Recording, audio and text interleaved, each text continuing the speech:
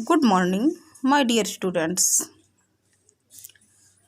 कल हमने आपको आहार में दूध का पौष्टिक महत्व और दूध में विभिन्न पोषक तत्वों की मात्रा और दूध की उपयोगिता के बारे में बताया था। आज हम आपको दूध से विभिन्न बने पदार्थों के बारे में बताएंगे। नंबर 1, दूध से विभिन्न प्रकार के भोज्य पदार्थ बनाए जाते हैं, जैसे क्रीम, मक्खन, घी, दही, पनीर, चीज़ तथा खोया आदि। इसका संगठन भिन्न भिन्न होता है तथा इन्हें भिन्न प्रकार से प्रयोग किया जाता है। तो आइए अब पढ़ते हैं क्रीम के बारे में। दूध की वसा जल से हल्की होती है, यानी जो दूध की वसा होती है वो जल से हल्की होती है। दूध को कुछ देर स्थिर रखने से पर्याप्त वसा दूध की सतह पर आ जाती है। दूध को मथ लेने से अथवा मशीन से वसा निकाल ली जाती है। यह क्रीम है, यह हमारी क्रीम कहलाती है। क्रीम कच्चे दूध से भी निकाली जाती है। वसा की मात्रा के अनुसार क्रीम 3 प्रकार की होती है। गाढ़ी क्रीम, इस क्रीम में 35 से 40% तक वसा होती है। मक्खन गाढ़ी क्रीम का एक रूप है। मध्यम या साधारण गाढ़ी क्रीम, इस क्रीम में 20 से 35% तक वसा होती है। केक, पेस्ट पर आइसिंग करने तथा आइसक्रीम बनाने में इसका प्रयोग किया जाता है। हल्की क्रीम, इसमें 15 से 20% तक वसा होती है। इसे फल, चाय अथवा कॉफ़ी के साथ प्रयोग किया जाता है। नंबर 2 आता है मक्खन। कच्चे दूध से मशीन द्वारा अलग की गई वसा मक्खन है। इसमें लगभग 85% वसा, पानी, खनिज लवण तथा कुछ मात्रा में केसिन भी पाई जाती है। केसिन व जल के कारण इसे अधिक दिन तक सुरक्षित नहीं रखा जा सकता। सुरक्षित रखने के लिए इसे कम तापक्रम पर रखना आवश्यक होता है, अन्यथा यह बिल्कुल नष्ट हो जाता है।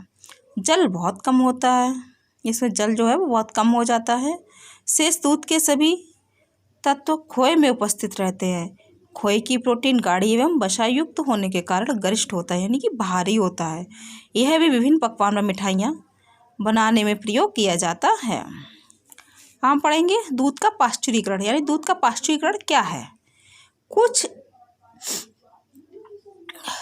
दूध अत्यंत उपयोगी आहार होते हुए भी यह अत्यंत कोमल प्रकृति का भोज्य पदार्थ है।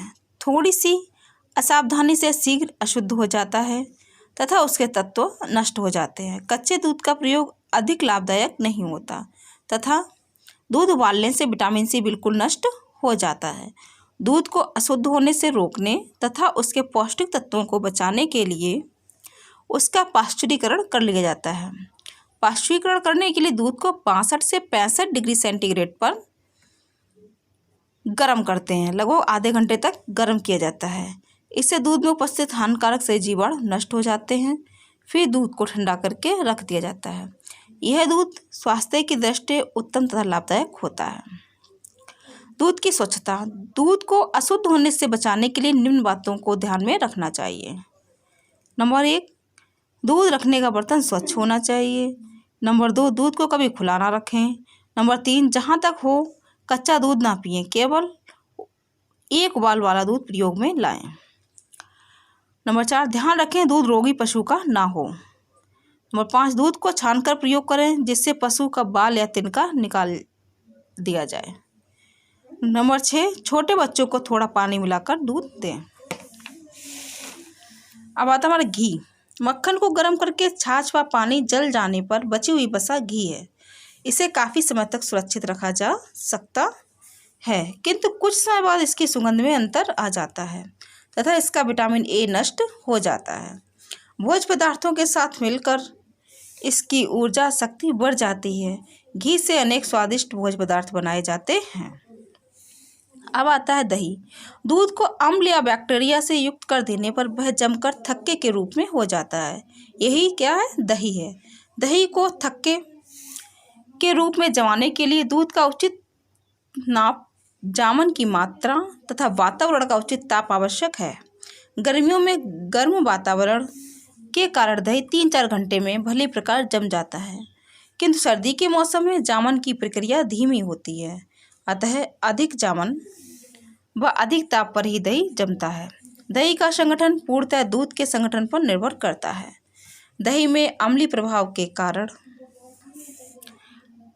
लैक्टिक एसिड उत्पन्न हो जाता है, जिससे दूध की प्रोटीन जम जाती है तथा दही में कैल्शियम, फास्फोरस एवं थायमीन की मात्रा बढ़ जाती है, जिससे दही अपेक्षाकृत अधिक सुपाच्य तथा शीघ्र शोषण युक्त हो जाता है।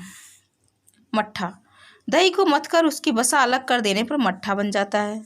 वृद्धावस्था में दूध या दही की अपेक्षा मट्ठा अधिक लाभदायक होता है। वसा का परहेज करने वालों के लिए मट्ठा एक उत्तम पेय है। छेना या पनीर। उबलते दूध में नींबू का रस या टाटरी डाल देने से दूध फट जाता है। दूध की प्रोटीन छोटे छोटे थक्के के रूप में जम जाती है। दूध का पानी अलग हो जाता है। इसी जमे हुए भाग को छेना या पनीर कहते हैं।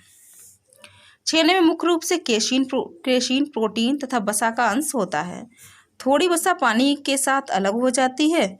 अधिक वसा युक्त दूध की पनीर सख्त हो जाती है। अतः भैंस के दूध की अपेक्षा गाय के दूध की पनीर अधिक मुलायम व स्पंजी होती है। पनीर को अधिक स्पंजी बनाने के लिए दही, टाटरी, नींबू की अपेक्षा फिटकरी से फाड़ना चाहिए। पनीर से अनेक स्वादिष्ट व्यंजन बनाए जाते हैं, जैसे रसगुल्ला, रसमलाई, खीर मोहन, सब्जी व पुलाव आदि।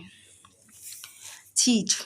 पनीर को अधिक दिन तक सुरक्षित रखने के लिए कुछ विशेष क्रिया की जाती है, जैसे दूध को रेनिन या लैक्टिक अम्ल डालकर फाड़ा जाता है तथा दूध को छानकर पनीर में नमक डालकर सांचों में दबाकर चीज़ तैयार हो जाता है। इसमें पानी बहुत कम हो जाने से यह कड़ा हो जाता है। खोया। दूध को एक भारी बर्तन में आग पर चढ़ाकर उसका पानी बिल्कुल सुखा देने से जो ठोस भाग होता है वही खोया है। इसमें विटामिन सी की मात्रा होती है। कल हम आपको दूध एक संतुलित आहार है इसके बारे में बताएंगे।